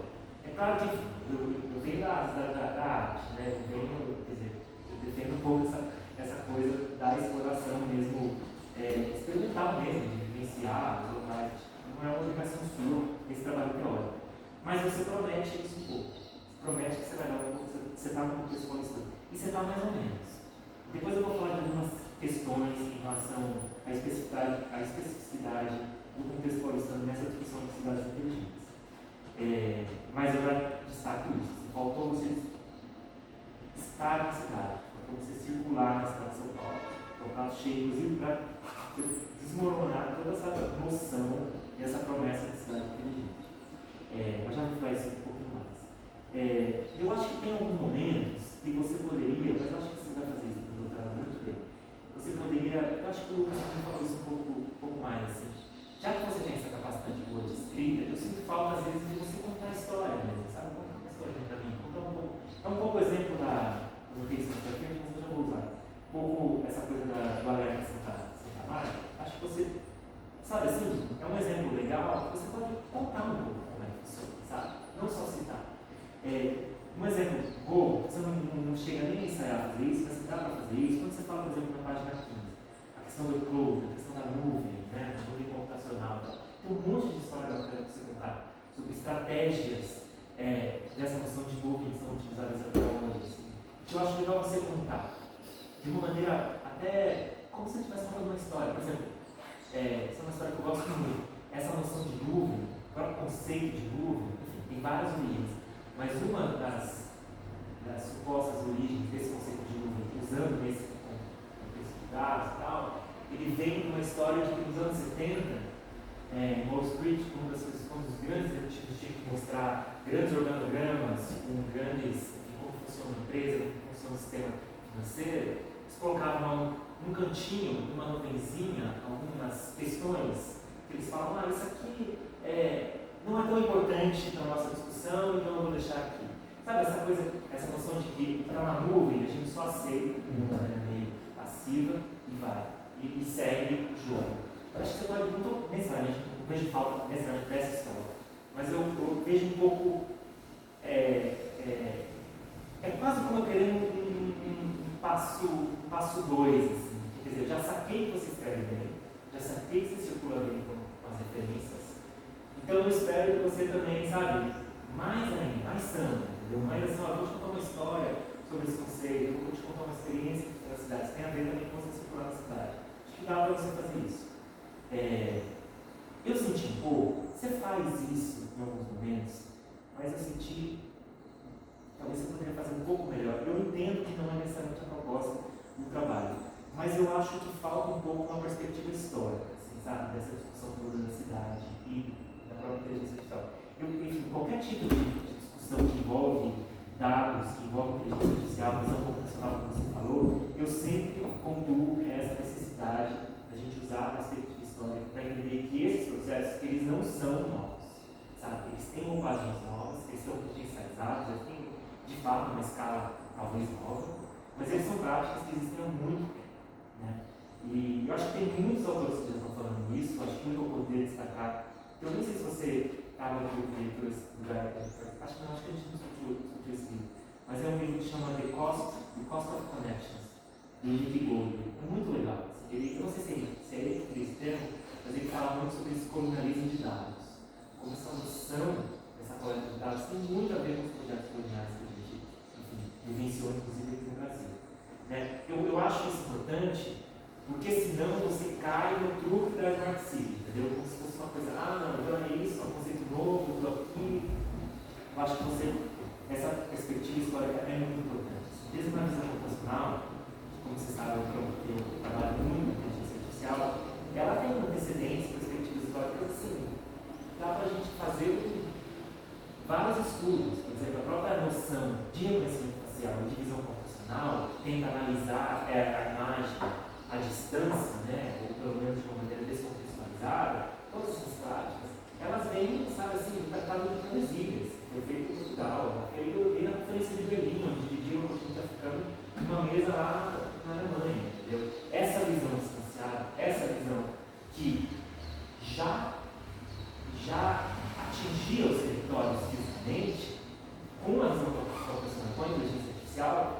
ganha escala, mas ela repete uma série de práticas, uma série de violências, entendeu? Muita coisa fica de fora, né? Então, assim, e alguns dados são importantes, e outras coisas não são, enfim, inclusive até se relaciona com a ideia desses corpos dóceis ou não dóceis, né? Que a gente faz com esses corpos não dóceis. Então, eu acho que eu senti um pouco essa perspectiva, essa falta dessa perspectiva histórica. Eu acho que você poderia fazer muito bem. Também eu sinto falta, mas eu acho que é por causa dessa bibliografia limitada. Que você circula, você trabalha bem, mas, por exemplo, quando você fala da coisa do Foucault e do efeito bumerangue, tá, mas você também poderia, né, você até usa o André, mas você também poderia, acho que, trabalhar de novo, talvez contar um pouco a história, sabe? O Foucault traz para a gente esse conceito interessante de contínuo histórico, que tem tudo a ver com essa noção de inteligência artificial, de quando as coisas são replicadas e são potencializadas. A própria, quando você fala a coisa do dispositivo, de falar a noção de dispositivo, né, de Foucault, também uma coisa importante também, que você poderia trabalhar um pouco melhor, assim, acho que é uma coisa, não é nada obrigatório, assim, mas de novo, já que você escreve bem, eu gostaria de ter visto isso melhor, assim, sabe? Trabalhar um pouquinho, tudo bem, você usou a coisa do dispositivo, mas você pode também explicar um pouco, sabe, da onde veio isso, como é que outros autores trabalharam, até chegar na noção do dispositivo que a gente tem hoje, e assim vai, acho que faltou um pouco isso, assim. E aí agora tem uma questão fundamental no seu trabalho, que eu acho que está ligado com essa falta. E veja, essas críticas que eu estou fazendo, eu quero pontuar que elas estão se dando numa ordem de uma, sabe assim, a gente já está bem, mas está alto, o trabalho é bom, tá? Então, se eu estou falando isso, não é porque eu acho que é errado, é porque eu acho que, enfim, os nossos desejos aqui, enfim, que são, inclusive, estimulados por um trabalho bom no princípio. Mas eu acho que isso é fundamental. Se você tivesse circulado um pouco mais na cidade, especialmente em São Paulo, eu acho que você iria entender claramente o fato de que essa promessa de cidade inteligente é uma grande falácia, especialmente em cidades do sul global, como São Paulo. Ela não funciona. E eu acho que isso é uma coisa importante. Por exemplo, quando você fala do Centro de Operações do Rio, eu não sei como está esse Centro de Operações do Rio. Mas eu sei, por exemplo, que um centro parecido que foi construído em Porto Alegre durante as Olimpíadas, eu conheci um pesquisador recente, que ele, enfim, trabalha nisso, como que está esse centro hoje, está escateado, ele está abandonado. Acho que no Rio talvez não esteja assim, mas enfim, acho que é uma coisa interessante de você perceber. Essa própria ideia dessa discussão, que eu acho que aí sim, você quase conta uma história, na coisa das forças interativas da Nina Amarela. Mas assim, eu não tenho nenhuma informação nesse sentido. Assim. Claro, eles tiraram essas portas interativas porque tem uma pressão da sociedade para fazer isso. Mas assim, eu nem pensei se essas portas funcionavam mesmo. Entendeu? E eu não iria ficar preocupado se elas não funcionassem, não. Porque na verdade, essa promessa da cidade inteligente é para você vender ferramentas, equipamentos, sabe? Vender mão de obra dessas grandes empresas e não necessariamente fazer coisas funcionar. Entendeu? Então eu acho que você deveria trabalhar um pouco mais com essa falácia dessa promessa. Olha, essa promessa, pelo menos no contexto onde eu escrevi, nesse contexto paulistano que eu estou propondo, ela não funciona. Quando ela funciona assim, ela é nociva, ela é perversa, etc. Mas assim, na maioria das vezes ela não funciona. Ou a gente nem sabe se ela realmente funciona. Sabe? Acho que você assumir essa dificuldade entre saber o que é discurso e o que é prática. Então, assim, eu acho que isso acho que, enfim, o Lucas pode falar isso melhor do que eu, mas todo mundo que trabalha com tecnologia, de alguma maneira, sabe a dificuldade de você manter esse sistema, de você preservar, de você fazer a coisa funcionar. Entendeu? Você tem que fazer uma mínima apresentação, sabe? Se o computador não funciona, imagine um sistema de monitoramento de um determinado local. E ainda sem contar que várias dessas ferramentas são importadas. Então a gente tem que também, e acho que quando a gente fala de máquinas, a gente tem que pensar também nessa relação de humanos e máquinas. Então você importa uma tecnologia, e você tem uma equipe, sabe, num outro contexto que tem que lidar com essa tecnologia, sabe? Então tem uma série de dificuldades para a implementação minimamente eficiente dessas plataformas. Então essa precariedade, eu senti falta disso, sabe, dessa noção. Assim. E aí eu acho que isso tem a ver, até usou um termo interessante, promessas tecnológicas. Dizer que E eu acho que se você tivesse colocado um pouquinho da sua experiência de circular em São Paulo, uma coisa iria resolver isso. Como exemplo, são semáforos da cidade de São Paulo. A gente até hoje não conseguiu implementar um sistema inteligente de semáforos em São Paulo. Sabe? É uma coisa que não é tão complexa.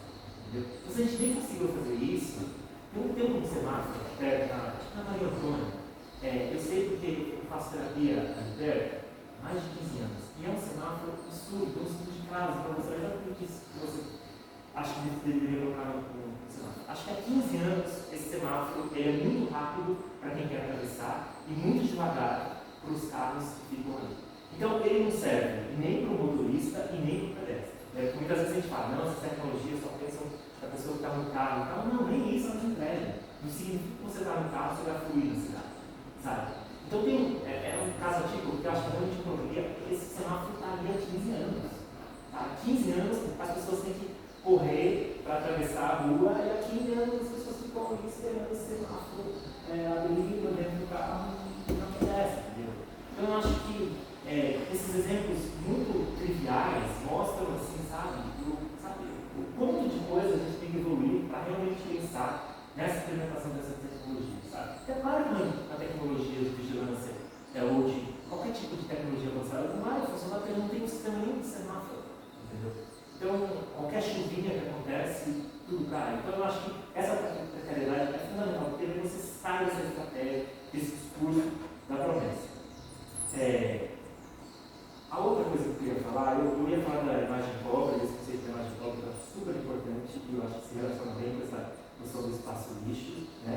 Acho que essa coisa do espaço lixo, de novo, queria ver onde você vê esses espaços lixos na cidade de São Paulo. Né? Não é uma tarefa difícil de identificar. Assim. Quer dizer, você vai lá para o Irã, né? E em São Paulo você esquece. Apesar de que o exemplo do Irã é genial, tá? Não sabia desse exemplo, eu achei assim, muito legal, tá? Mas acho que a gente tem vários exemplos aqui. Uma outra coisa que eu queria falar, e sabe, quando eu falei dessa coisa de você circular na cidade, mostrar essa prosperidade, é um pouco essa noção de você, faltou um pouco, acho que uma discussão de um constrangimento desses dispositivos, sabe? Assim, eu acho que isso também tem um pouco a ver, a discussão política está um pouco isso. Sim, a gente denunciar o quão violentos esses dispositivos são, mas também o quanto eles não funcionam, o quanto você começa, né? Então, esse constrangimento eu acho importante. Aí, uma coisa, eu acho que isso é uma coisa muito pessoal, um desejo muito pessoal meu, mas eu acho que é uma coisa que você pode pensar com isso no futuro. Né? Você fala, na página 53, se não me engano, eu acho que é a única vez que você fala sobre museu, né? Sobre o espaço museu da cidade. Claro que isso é um desejo muito pessoal, de novo, no meu doutorado, eu pensei muito esse espaço do museu no contexto urbano, e o quanto é um espaço em disputa, sabe? Como a história, né, do espaço do museu é um espaço de disputa, para além da curadoria, para além das coisas oficiais que acontecem ali, o espaço é muito mais do que o espaço de arte. Tá? No meu doutorado eu fiquei basicamente analisando o que as pessoas faziam no museu. E assim, não é todo mundo que vai no museu para ver arte, sabe? O museu é um ponto de encontro, museu em lugares muito frios, é um ponto de você se crescer, em lugares muito quentes, é um lugar que tem ar-condicionado, sabe? É um café, é livraria, sabe? Então eu acho assim, um museu ele é um espaço interessante talvez para você pensar e começar um pensamento para entender o que nessa cidade inteligente, quais são, vamos dizer assim, os dispositivos dessa cidade inteligente que nós poderíamos repensar ou reformular, ou, enfim, usar mesmo isso para discutir essa cidade, constranger os dispositivos, colocar a discussão numa escala maior. Talvez os museus podem oferecer isso, não acho que é só os museus, mas eu acho que, como você falou, só o museu assim, de uma maneira muito rápida, citando o Google Art Culture, etc., eu acho que faltou um pouco, eu acho que isso tem um pouco assim, de novo, eu acho que é a falta dessa prática exploratória sobre a cidade. Eu queria muito entender as especulações do Renato em relação à cidade. Sabe? Como é que o Renato acha que a cidade inteligente deveria ser? Entendeu? Por isso que eu estou citando a coisa do museu. Acho que essa seria a minha resposta um pouco. Eu acho que alguns locais da cidade a gente poderia pensar e tal. Não sei se você tem a resposta. Mas eu queria saber um pouco dessa situação. Até porque você usa a arte do terceiro ano para fazer isso, né? E eu já vou chegar nisso. Mas antes eu queria te falar uma coisa. Quando você cita o Manovich, do Self-Seed, como uma referência, muito legal, acho que é uma referência super importante, conhecida, mas eu acho que a gente está chegando, ou já, talvez já estejamos num outro capítulo disso. Porque eu acho que a gente tem muito trabalho, não sei se o Lucas concorda com isso, o Smith também tem essa mesma impressão, mas eu acho que a gente já tem uma série de trabalhos que se mostram um pouco essa potência dos dados, essa grandiosidade da produção de imagens, e o quanto elas são idênticas, o quanto tudo está nivelado, está organizado. Eu acho que isso, e o Manovich faz muito bem nesse projeto, e outros artistas parecidos com ele também fazem. Mas o que eu sinto falta, eu acho que está começando um pouco na arte, é uma outra aproximação. Não é uma aproximação em relação a esse deslumbramento do excesso de dados, mas é a questão do granulamento, assim, quer dizer, eu vou chegar e me aproximar muito próximo, que seja desse microdado aqui, e eu vou estudar ele, entendeu? É diferente, é uma noção, inclusive, muito relacionada com o Rancière, um espectador emancipado, que ele não só contempla, sabe, mas que ele vai lá e age. E mesmo que isso seja pequeno, esse pequeno você pode puxar uma linha e discutir, e aí sim chegar nessa grande escala, entendeu? Eu acho que isso é fundamental. Inclusive, o Lucas apontou isso muito bem, essa questão dos dados, né? Você fala de visão computacional, essa discussão dos dados e a compreensão dos dados, você não vai conseguir fazer só em perspectiva, entendeu? É muita coisa para você analisar, entendeu? Então eu acho que você tem que, eu acho que talvez você tenha que ficar atento um pouco em algumas práticas artísticas que estão muito interessadas em combater essa opacidade, que tem muito a ver com a escala também, e a gente está aprendendo a lidar com isso. É um excesso de informação dele. Então, sei lá, na visão computacional, você quer estudar dados, sei lá, você pode estudar o Imaginet, que é um dataset que treina grande parte da visão computacional. Sabe? São milhões de imagens, sabe? Você não vai dar conta dos milhões de imagens. Mas tem lá uma pasta, vou dar um exemplo hipotético, mas esse exemplo existe. Tem lá uma pasta que são 50 mil pastas de homens brancos mostrando seus peixes orgulhosamente em pescarias. Será que você tem que pegar essa coluna de imagens? Você pode discutir um monte de coisa, inclusive a branquitude desses datasets, homens explorando a natureza e querendo registrar isso. Quer dizer, tudo é um exemplo específico, mas assim, é um prato cheio, são milhões de imagens. Então eu acho legal você usar o Manovich, mas eu acho que a gente está um pouco em outro estágio. E aí, vou um pouco quase concluir aqui, que eu acho que tem um pouco a ver com o seu capítulo 3, se eu não me engano, quando você entra mesmo na arte, você até usa o Brusque, você usa um outro exemplo um pouco mais, não tão contemporâneo, extremamente contemporâneo, mas não tão atual assim, mas eu acho que não é suficiente. Eu acho que não é suficiente duas coisas nesse capítulo. Primeiro, você se ater muito a uma noção de citar artistas e citar arte e citar projetos artísticos. Acho que não se trata disso. Acho que não era essa a sua vontade, talvez. Porque o que você está tentando, me pareceu, um pouco, é que se você está um pouco querendo mostrar iniciativas artísticas que combatem, que discutem todas essas questões que você traz em relação à cidade, você não está muito interessado, ou talvez eu deveria estar tão interessado, na obra em si ou no artista em si, mas sim na prática que foi aplicada nesses projetos artísticos. E aí sim eu acho que responde parcialmente um pouco, inclusive, a interpretação do Lucas, também a minha, dessa ideia de que a gente faz arte hoje em dia, crítica, contemporânea, ativista, sei lá o quê, e tem um pouco essa noção de ser tudo muito inócuo. Né? É extremamente inócuo, né? Mas nós estamos praticando algo. E depois de ser praticado por uma outra pessoa, talvez nem vou ser citado como referência, como um artista, como um autor, entendeu? Mas eu acho que essa prática é o que você está interessado quando você cita esses artistas. Eu acho que você devia pontuar um pouco mais nisso. E aí sim eu acho que a arte pode oferecer várias coisas. Assim. E aí, historicamente, você também poderia trabalhar um pouco mais nisso. Eu entendo que, enfim, você não é especialista em história da arte, você não precisa discutir isso.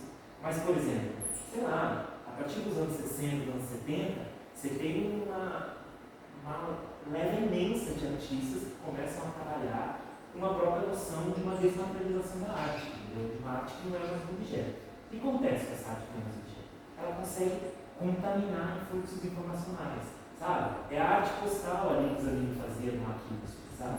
É o Ciro Meirelles fazendo a coisa da Coca-Cola, ganhando dinheiro militar, sabe? Então, assim, esses artistas eles já estão muito ligados, eles precisam se filtrar nesses sistemas informacionais, sabe?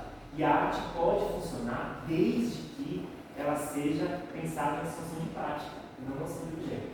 Por isso que eu acho que é isso, acho que você tem que citar, como você cita muito bem as referências artísticas, os artistas, etc. Mas me falta um pouco você discutir assim, e me convencer que, olha, eu estou citando esse trabalho aqui, porque a prática desse trabalho tem a ver com isso, tem a ver com isso, tem a ver com isso, tem a ver com isso. Entendeu? E aí sim eu acho que não é só normal. Porque, mas você sabe esse trabalho, de mentalidades, inclusive sai até uma coisa da computação. E bem que o trabalho vai ser computado pelo sistema. Não tem problema nenhum, acho que isso é possível da gente evitar. Mas, né, se a nossa prática de alguma maneira for continuada, mesmo que não no sistema artístico, está ótimo. E aí sim eu acho que o próprio exemplo da área central marca tem muito a ver com isso. Porque o que é? Faltou um pouco você discutir realmente referências melhores. Esse é um caso típico. Porque o que é esse projeto? Ele é basicamente uma apropriação de uma prática, sabe? Assim como tem gente que está usando o grupo de WhatsApp para fazer campanha bolsonarista, tem gente usando o grupo de WhatsApp para fazer isso. Então eu acho que essa noção da prática, do direcionamento dessa prática, me parece que você está muito interessado, sabe? E eu acho que você pode, em doutorado e tal, trabalhar um pouco mais nisso. Por exemplo, eu fico muito feliz que você citou, por exemplo, no projeto, Extinct with Purpose. Enfim, agradeço muito. Mas, de novo, acho que esse é um exemplo. Né? Eu acho que pouco importa o meu projeto em si. O que importa é que naquele site tem, sei lá, 22 dias de conversas com trabalhadores que nunca foram escutados. Então, o que eu gostaria de ver no Renato, talvez no doutorado, ou com certeza no doutorado, é você não apenas falar, o Bruno fez isso e isso é importante. Não, é você pegar essas conversas com os trabalhadores e esse material você trabalhar. Entendeu? Porque a minha prática é te oferecer um trabalho, um material que você vai trabalhar. Ou que eu posso ser que fiz ou não. Certo? Você vai citar, porque a gente está na academia, o chat de PT ainda não entrou aqui, está quase entrando, enfim. Daqui a pouco, enfim, sabe? Não vai ter mais isso. Então, eu acho que esse é um exemplo bom, assim. E aí, quando você pensa nas práticas, você pode, nas práticas artísticas, você pode. Aí eu acho que aí você podia fazer uma festa dessa coisa. Tipo, você promete isso. Tá? No início você fala, olha, eu vou aqui dar um pouco mais de iniciativas. Então, assim, eu fico pensando assim, beleza, você falou muito bem falado do projeto do Campos, mas assim, onde é que estão os grafiteiros? Onde é que estão os fechadores, sabe, nessa cidade, entendeu? Vai na Praça da República, você conversa com eles. Na terça-feira eles ficam trocando caderninho e assinatura entre eles e tipologias, entendeu? Em uma visita ali, você encolhe histórias incríveis. Você não precisa necessariamente contar, você pode entender como prática. Então, eu acho que tem um pouco isso, assim, você entender que me pareceu que foi um pouco esse desejo seu. O que mais, Renato? Eu acho que é isso. Eu acho que é um pouco isso, assim, que eu queria basicamente, em resumo, dizer. O trabalho está muito bem escrito, todas essas críticas partem de uma média muito boa de qualidade. Talvez o que eu acho um pouco mais problemático é um pouco isso. Essa promessa do contexto paulistano você não entrega. Eu acho que você deveria entregar ou entregar somente. Você está, especialmente porque você está fazendo o seu mestrado na Faculdade de Arquitetura e Urbanismo da Universidade de São Paulo. Entendeu? Então, não tem nenhuma justificativa de dificuldades. Né? Tem que ter a pandemia, etc. Mas mais um desejo para depois da pandemia ele crescer na cidade. E eu acho que é um pouco isso, assim, você entender que a partir de agora, depois do mestrado, eu acho que você consegue vai poder realmente, sabe, se apropriar um pouco mais dessas referências que você tem de outras, sabe? E eu acho que aí a coisa vai ficar mais legal ainda. Você vai ter seus próprios insights, de repente você vai perceber que o insight você tem tudo a ver com o trabalho que o Lucas fez, com o que o Chris Smith escreveu, e aí sim você vai realmente, sabe, se sentir parte, vamos dizer assim, da festa, sabe? Acho que você já pode, depois do mestrado, já está convidado. Assim. Eu acho que é isso, acho que as outras coisas o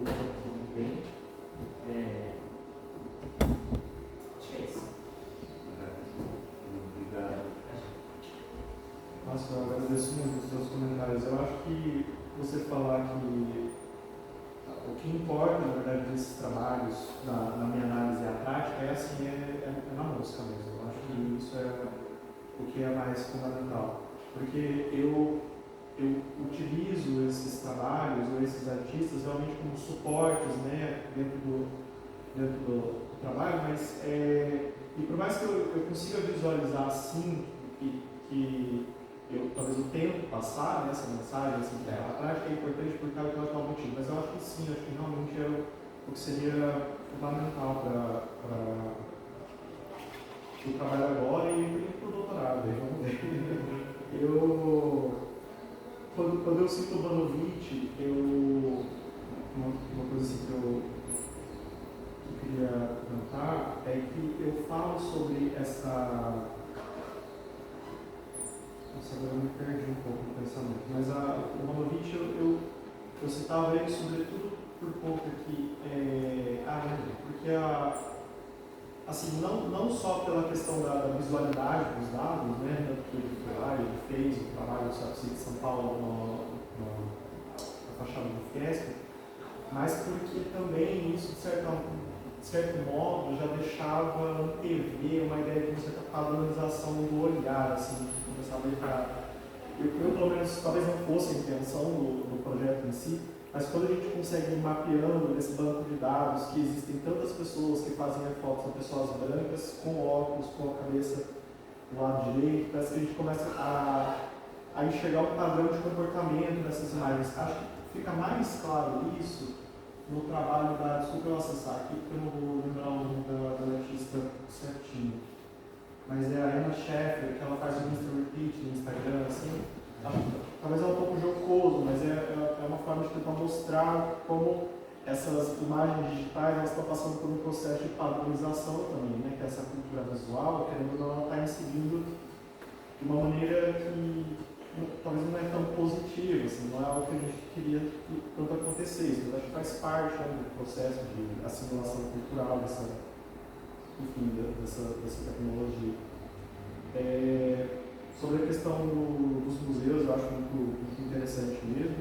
Acho que eu comentei aqui mais sobre essa falta de um preparo, né, durante a pandemia, assim, de existirem essas instituições que fossem capazes de fato, aproveitar disso, ou de fato, vamos dizer, incluir esse tipo de trabalho, que a gente ainda sabe que é algo muito precário, muito rarefeito, né? Pelo menos no Senado brasileiro, assim. Mas que eu fico pensando, quando você falou de museu, você estava falando de como essa retórica da Smart City é falha, contraditória, existe essa certa aula de um constrangimento, né, que a gente pode abarcar. Talvez pouco relacionado com o que a gente está falando aqui, mas me veio assim na hora do tal do Museu da Manhã, sabe?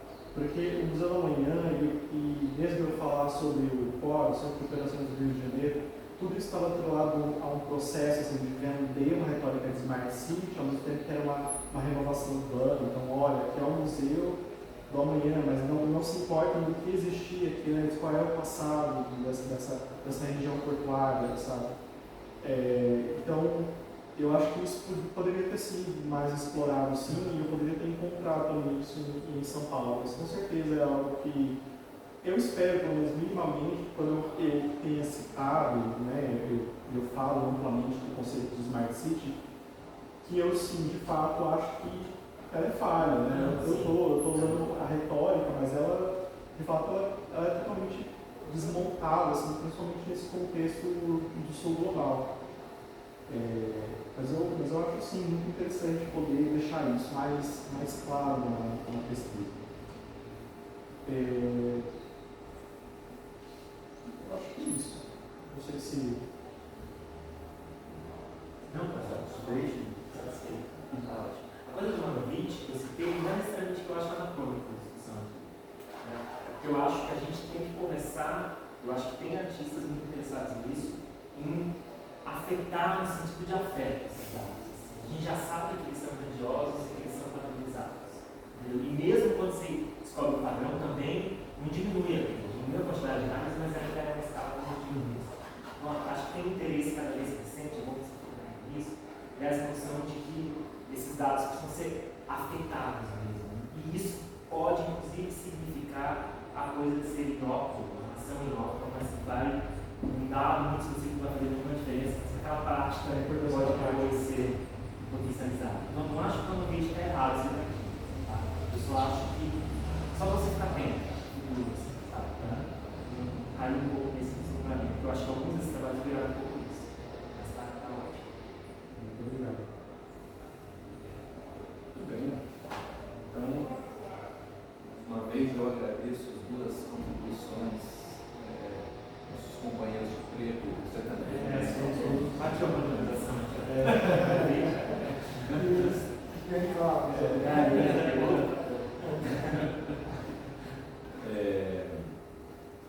Eu acho que foi uma excelente banca, né? Foi o desfecho do seu trabalho. Tem muita coisa aqui que ainda bem que foi gravado, você vai poder reassistir depois, vai poder elaborar para os seus. Porque é isso, né?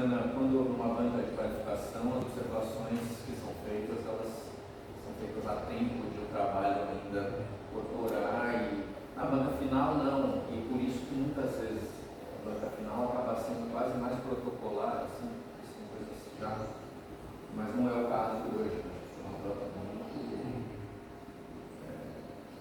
vai contribuir muito, digamos, tanto para acertos que você vai fazer nesse trabalho mesmo, antes de entregar para a biblioteca, quanto para o seu futuro, doutorados, pesquisas, então, te abre muita perspectiva. A fala do orientador na banca não é uma arguição, né? É quase só assim um comentário.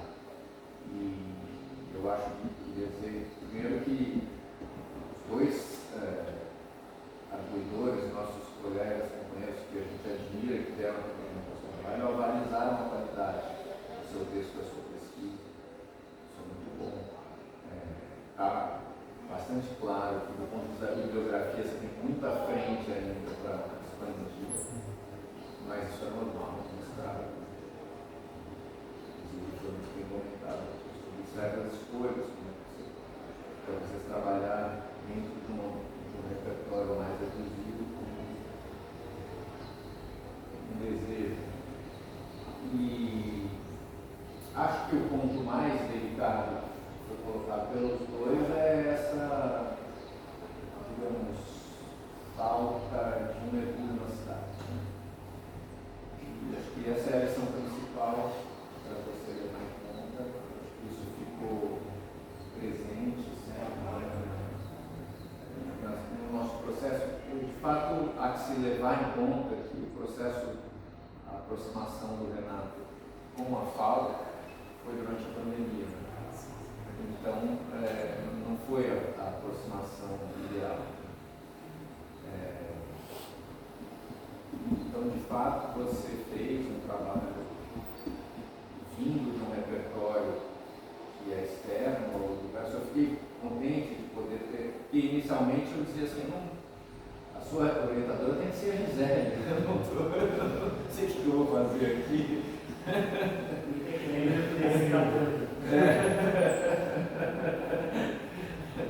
Mas no final das contas, eu fico contente de ter podido trazer para você algumas referências do próprio Curras, né?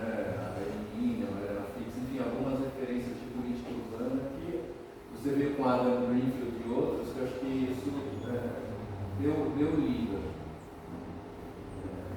É só um começo, você tem por onde continuar, muito cativante. Mas de fato, você está de parabéns porque você enfrentou um tema muito contemporâneo. É muito difícil, vocês sabem muito bem disso. É muito difícil decidir se debruçar sobre essas questões. Elas não estão estabilizadas do ponto de vista teórico. As coisas todas vão mudando muito rapidamente. Vai ter que ser em tempo real. Né? É isso mesmo. Você acabou tendo mais de 2 anos por causa da pandemia. Te deu um pouquinho mais de tempo. Foi bom. Nesse período, essa questão foi estabilizando ainda mais. Então é uma maravilha. Foi um prazer. você nesse processo, nessas interlocuções de idas e vindas, tempos mais silenciosos, tempos de retorno. Ainda bem que você retornou, né? Retornou com toda a energia aí para terminar esse trabalho. Muito bem como foi. Eu lembro que uma aflição que eu tinha muitas vezes na primeira parte era porque havia o desejo dele de responder a todas as inquietações com os trabalhos dos artistas. Um pouco essa questão do imóvel que você colocava. Eu acho que o Renato teve, até um certo momento, um pouco de, assim, talvez seja forte, né, de ilusão quanto ao poder do exemplo dos trabalhos artísticos de serem respostas. E isso ficava sempre fraco, né? Parecia que não dava certo, a estrutura do trabalho ficava falha, e você conseguiu achar um modo de, ainda que esse modo esteja distante da cidade, isso de fato é possível. Mas você conseguiu achar uma forma dentro do texto de equacionar isso. Mas o texto ficou coerente. O trabalho é uma contribuição acadêmica importante, ele se soma agora às pesquisas, não são muitas, são feitas nessa área, mas são muito importantes. Agora, antes de pedir para vocês se retirarem para deliberar o resultado, eu só passo a palavra para você fazer o encerramento dessa primeira etapa. Bom, eu primeiro agradeço muito a você, Vizinho, que quando você comenta que a minha orientadora tinha que ser a Gisele, eu hesito também um pouco, porque eu sei do tua capacidade, do teu desempenho, é óbvio, sabe? Ler ao tempo do nevoeiro, assim, esse trabalho também atravessou a minha dissertação, não existe, acho que ambos temos essa segurança, assim, foi um parto muito frutífero para o desenvolvimento dessa dissertação. Eu novamente agradeço muito a vocês, eu fiquei muito feliz, mesmo como você disse, sabendo que a missão de defesa talvez é algo mais protocolar, assim, tem essa ideia de que ela não vai influenciar tão diretamente no trabalho que já está aqui, ainda assim é uma contribuição que eu levo para a vida e obviamente para novas aventuras aí